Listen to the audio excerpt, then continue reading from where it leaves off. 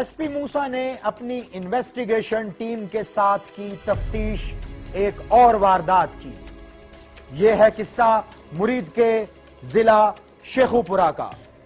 एक नौबेहाता दुल्हन मौत के घाट उतार दी गई। वारदात की कड़ियां कैसे जुड़ी, आइए पर्दा उठाते हैं।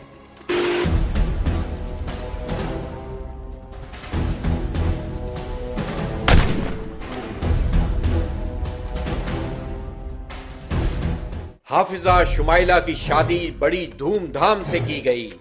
देखिए, ये है गुजरांवाला के इलाके फैरोजवाला की शुमाइला। शुमाइला ने कुरान पाक हिफ्ज किया था। वो पंजगाना नमाज की सख्ती से पाबंदी करती थी। ऐसा क्या वाकया हुआ जिसने जान ले ली एक वफाशियार पाकबाज बीवी की। रात 8 बजे शुमाइला इशा की नमाज के लिए खड़ी हुई। देखिए, ये है वो कमरा जहां शुमाइला नमाज पढ़ रही थी। उसे नहीं मालूम था कि ये नमाज उसकी आखिरी नमाज थी। वो रुकू करने नहीं पाई थी कि एक फायर हुआ। शुमाइला जाए नमाज पर गिर पड़ी। उसे गोली लगी थी। चंद गहरे सांस लेने के बाद उसने आखिरी हिचकी ली। 23 दिसंबर की रात शुमाइला को गोली किसने मारी?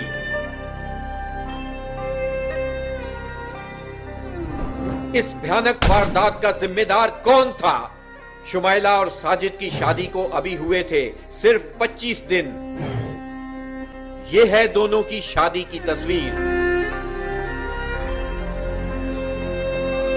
शुमाइला इस बात से बेखबर थी कि उसकी जिंदगी की घड़ियां खत्म हो गई हैं। जैसे ही शुमाइला को गोली लगी, शुमाइला के शौहर साजिद ने डाकुओं के आने का शोर मचाया। इसी दौरान एक और फायर की आवाज फजा में गूंजती है।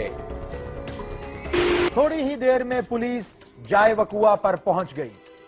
कमरे में जानमाज पर शुमाइला और थोड़ी ही दूर उसका शौहर साजिद पड़ा था। उसकी टांग में गोली लगी थी। पुलिस ने देखा शुमाइला मर चुकी है। उसके कत्ल का जिम्मेदार कौन था?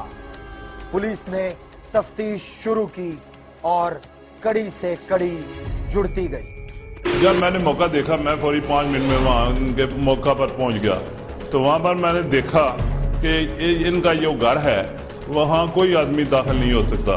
इतनी दीवारें ऊंची हैं कि बिल्कुल नहीं कोई मास वाले सीढ़ी के वहां नहीं जा सकता। तो हमने देखा कि इसका दरवाजा खुला हुआ था अपने कमरे का, लेकिन बाहर वाला दरवाजा बंद था। इसके वालिद शौकत ने बताया कि हमने कुंडा लगाया हुआ था बाहर के दरवाजे को। अगर इस घर में डाकू दाखिल नहीं हो सकते थे और घर का दाखिली रास्ता एक ही था, तो मारने वाला कौन था? साजिद ने डाकू डाकू का शोर क्यों मचाया? देखिए, यह है घर में दाखिले का वाहिद रास्ता। मोहल्ले में किसी ने डाकुओं को भागते नहीं देखा था।